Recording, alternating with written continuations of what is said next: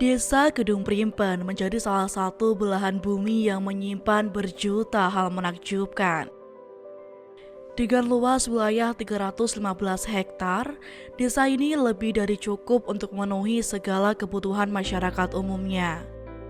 Berdasarkan data monografi desa tahun 2013, total penduduk desa Kedung Primpen mencapai 3.094 jiwa, yang mana terbagi menjadi 5 rukun warga dan 22 rukun tetangga.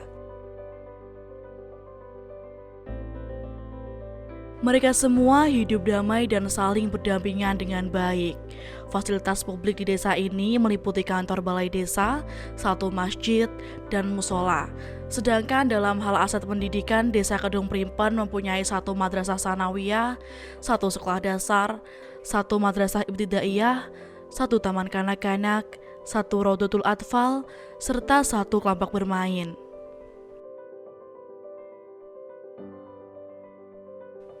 Desa Kedung Primpen telah terpilih menjadi salah satu wilayah yang penuh dengan pesona keindahan. Harmoni alam secara alami telah menyatukan mereka dalam lingkungan kehidupan yang saling berkesinambungan. Sumber daya alam dipindahkan penuh di dalamnya, menciptakan hubungan antara manusia dan lingkungan yang lebih kuat.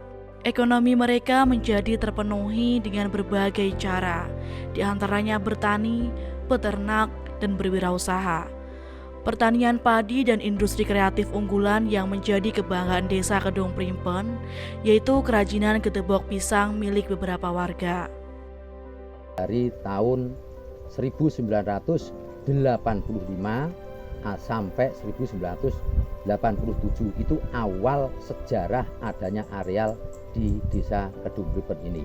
Karena asalnya petani di sini itu menanam tembakau dan berhubung ingin berubah, ingin lebih baik lagi, maka dirubah menjadi tanaman padi.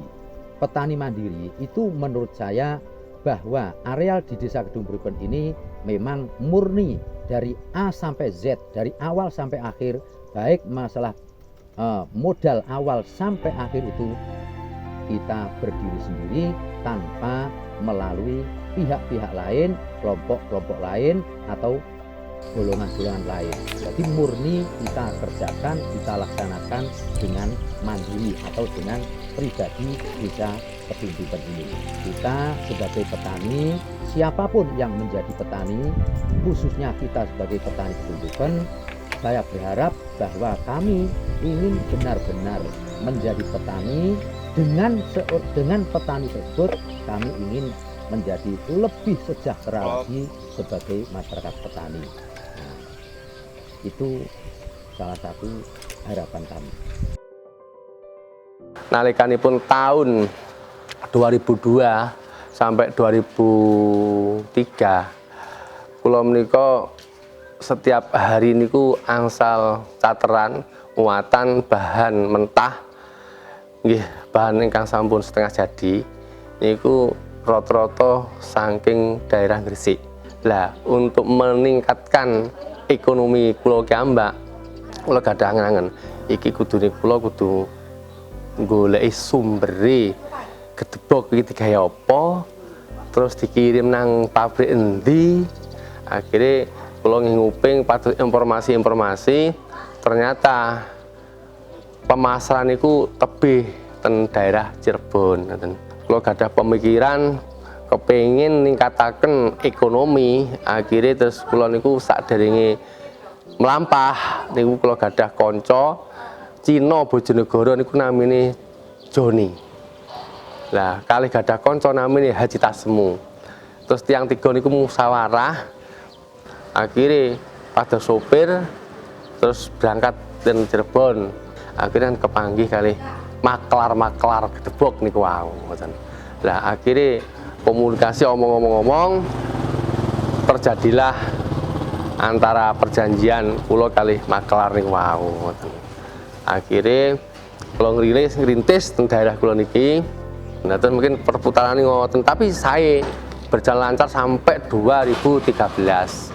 Setelah itu ada kendala dari luar negeri itu jatuh, akhirnya gedebok macet total, Mas.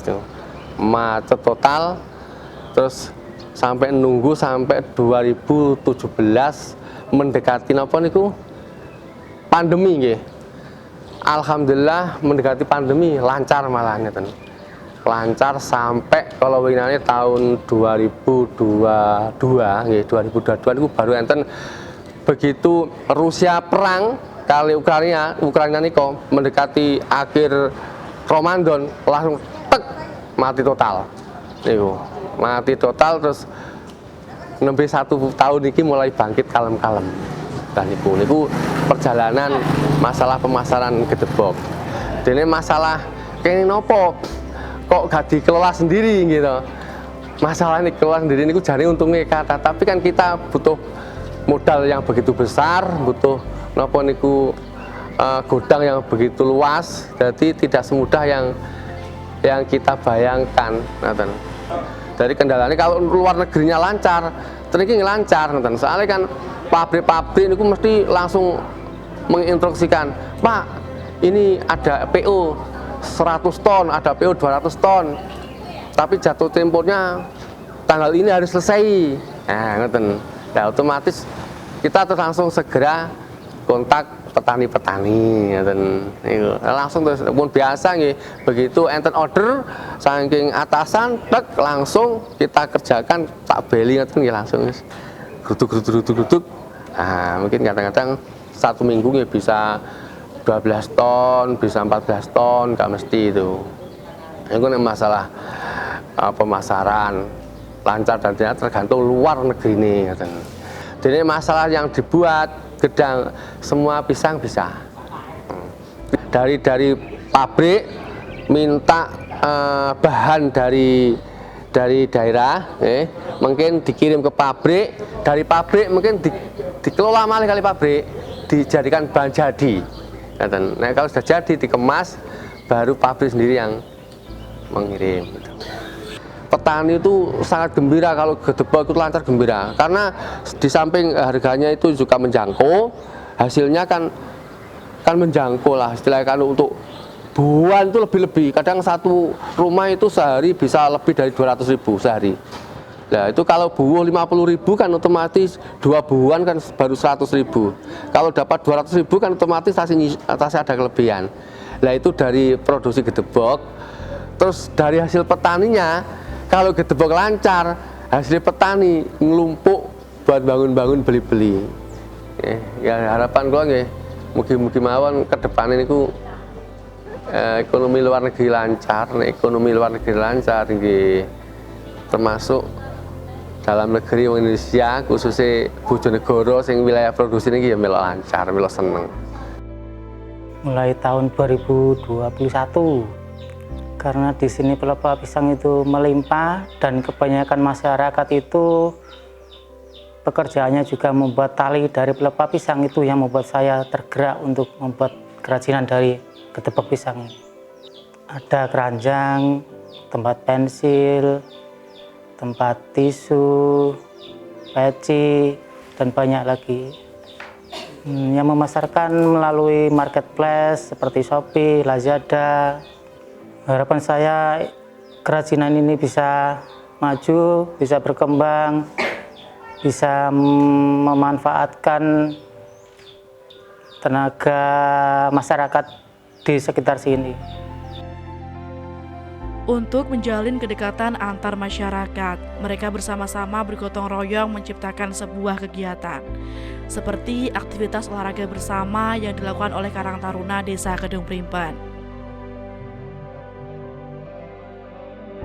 Keseluruhan penduduk desa memeluk agama Islam, sehingga banyak kegiatan masyarakat yang syarat akan nilai-nilai agamis, serta nuansa religius yang kental, seperti rutinan istighosah, pembacaan tahlil, dan yasinan di masjid setiap hari Kamis malam Jumat. Desa Kedung Primpen mempunyai sisi sejarah yang masih terjaga kelestariannya. Salah satunya yaitu makam tokoh penyebar agama Islam di desa ini. Beliau bernama Mbah Ali Mahrus. Mbah Ali Mahrus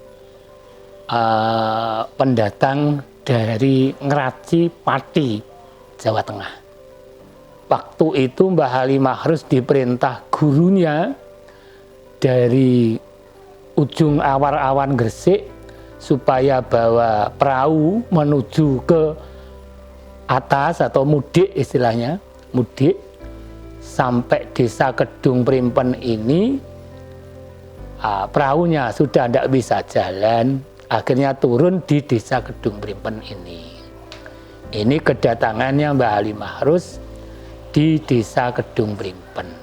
Mbah Ali Mahrus membuat pondok di sebelah utaranya makam itu, sekitar 400 meter dari makam. Jadi di Bengawan itu sudah jauh sekali. Jadi sekarang terus di situ ada babakan yang sampai sekarang diberi nama Babakan Santren, sebab itu tempat mandi, tempat buang air besar santri di Bengawan Santren itu. Babakannya diberi nama Santren itu. Kalau pondoknya sudah jauh dari Nah, peninggalannya berupa pondok dan langgar. Ini peninggalannya. Yang nerusan Mbah Suhaimi diteruskan putranya Mbah Yai Marhaban itu terus ke bawah sampai sekarang. Harapannya ke depan ini mudah-mudahan apa yang telah diperjuangkan Mbah Ali Mahrus, Mbah Suhaimi, Mbah Marhaban, Mbah Hasan Ahmad, Mbah Iyali Imam Sa'di ini bisa lebih maju lagi.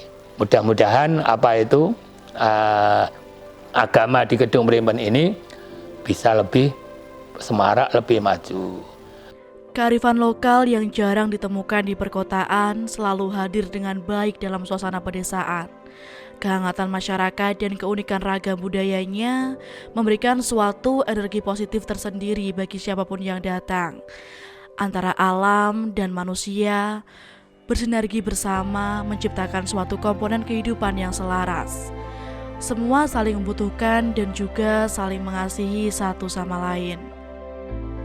Jadi harapan saya selaku Kepala Desa Kedung Primpen, masyarakat Desa Kedung Primpen, saya harapkan guyup, rukun, biar apa kedepannya kita itu ayem, tentrem, gemah ripah, loh jinawi. Biar masyarakat Kedung Primpen bisa menikmati hasil-hasil dari hasil bumi Kedung Primpen. Terutama ini potensi pertanian. Dan juga harapan saya kedepannya bangunan atau pembangunan di Kedung Primpen bisa meningkat. Pendidikannya bisa maju.